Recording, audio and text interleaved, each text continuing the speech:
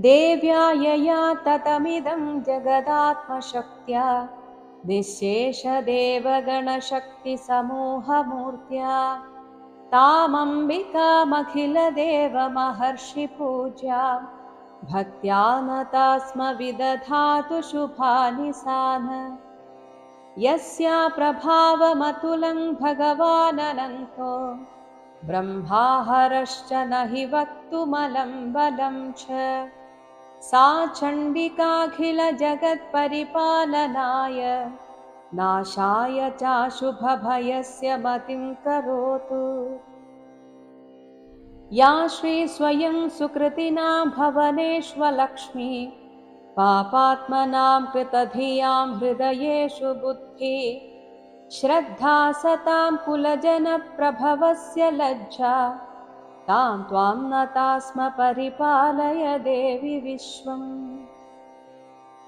किं वर्णयाम तव रूपमचिन्त्यमेतत् किं चातिवीर्यमसुरक्षयकारि भूरि किं चाहवेषु चरितानि तवातियानि सर्वेषु देव्यसुरदेवगणादिकेषु। हेतुः समस्तजगतां त्रिगुणापि दोषै न ज्ञायसे हरिहरादिभिरप्यपारा सर्वाश्रयाखिलमिदं जगदंशभूतम् अव्याकृता हि परमा प्रकृतिस्त्वमाद्या। यस्या समस्तसुरता समुदीरणेन तृप्तिं प्रयाति सकलेषु मखेषु देवी स्वाहासि वै पितृगणस्य च तृप्तिहेतु उच्चार्यसे त्वमत एव जनैः स्वधा च। या मुक्तिहेतुरविचिन्त्य महाव्रता त्वम् अभ्यस्यसे सुनियतेन्द्रियतत्त्वसारैः मोक्षार्थिभिर्मुनिभिरस्तसमस्तदोषैः विद्यासि सा भगवती परमा हि देवी। शब्दात्मिका सुविमलर्घ्यजुषां निधानम् उद्गीतरम्यपदपाठवतां च साम्ना देवी त्रयी भगवती भवभावनाय वार्ता च सर्वजगतां परमार्तिहन्त्री। मेधासि देवि विदिताखिलशास्त्रसारा दुर्गासि दुर्गभवसागरनौरसङ्गा श्रीकैटभारिहृदयैककृताधिवासा गौरी त्वमेव शशिमौलिकृतप्रतिष्ठा। ईषत्सहासममलं परिपूर्णचन्द्रबिम्बानुकारि कनकोत्तमकान्तिकान्तम् अत्यद्भुतं प्रहृतमात्तरुषा तथापि वक्त्रं विलोक्य सहसा महिषासुरेण। दृष्ट्वा तु देवि कुपितं भ्रुगुडीकराळम् उद्यच्छशाङ्गसदृशच्छ वियन्न सद्य प्राणान्मुमोच महिषस्तदतीव चित्रम् कैर्जीव्यते हि कुपितान्तकदर्शनेन। देवि प्रसीद परमा भवती भवाय सद्यो विनाशयसि कोपवती कुलानि विज्ञातमेतदधुनैव यतस्तमेतत् नीतं बलं सुविपुलं महिषासुरस्य।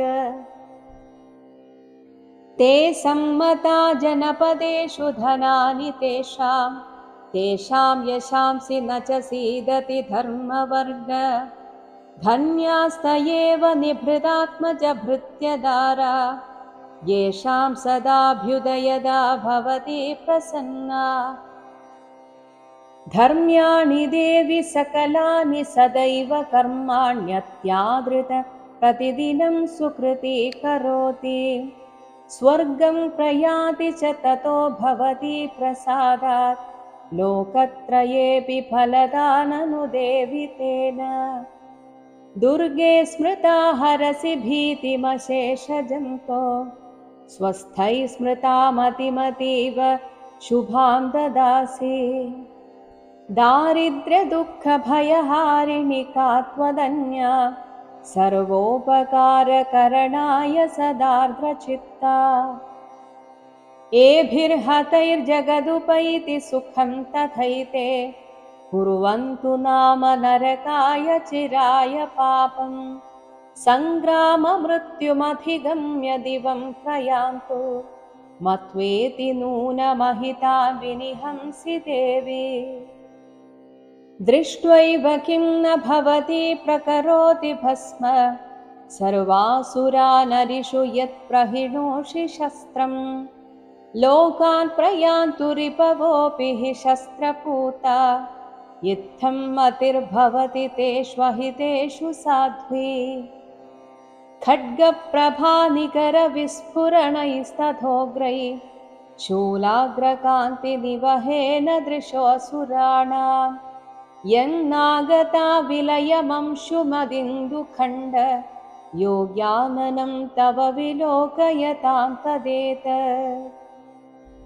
दुर्वृत्तवृत्तशमनं तव देवि शीलं रूपं तथैददविचिन्त्यमतुल्यमन्यैः वीर्यं च हन्तृहृतदेव पराक्रमाणां वैरिष्वपि प्रकटितैव दया त्वयेत्थम्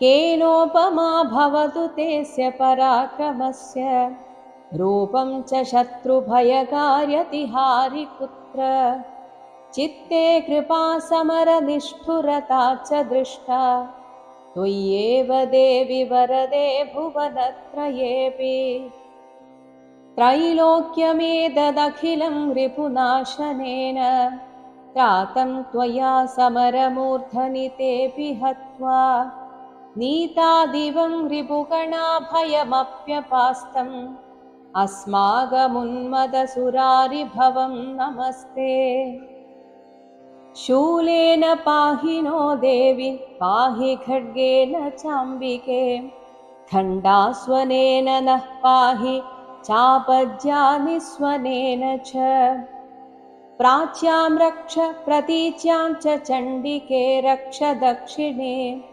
ब्राह्मणेनात्मशूलस्य उत्तरस्यां तथेश्वरी सौम्यानि यानि रूपाणि त्रैलोक्ये विचरन्ति ते यानि चात्यर्थघोराणि तैरक्षास्मां तथा भुवम् खड्गशूलगदादीनि यानि चास्त्राणि तेऽम्बिके करपल्लवसङ्गीनि तैरस्मान् रक्ष सर्वतः